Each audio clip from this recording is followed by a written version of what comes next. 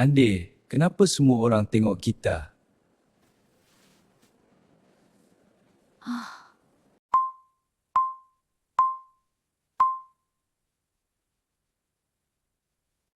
Mak Andir, tengok tangga aku ni. Lurus bendul tu. Tengnya tangga ke tingkap bukan je Itu lebih senang, tak payah pusing. Pak mengidam santan. Santan, tunggu ya mak. Wahai pokok kelapa, tolong curahkan santanmu untuk isteriku. Lihat buah gergasi ini. Mana itu sarang tebuan?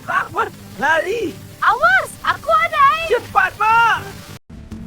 Aduh, sakitnya. Sabar sayang, air panas sekejap lagi. Cepat, Pak. Songkok aku.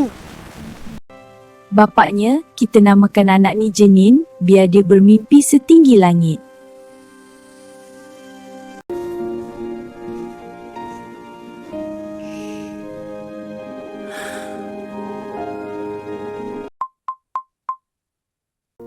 Bapaknya, kita namakan anak ni Jenin. Shh, jangan bising angin, biar adik tidur lena.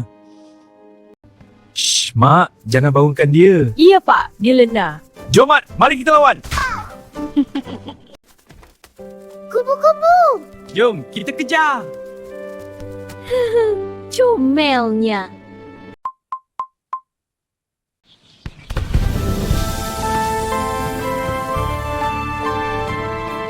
Bapaknya, kita namakan anak ni Jenin biar dia betul-betul setinggi lagi. Pergi selamat sayangku. Lihatlah man, garangan putra aku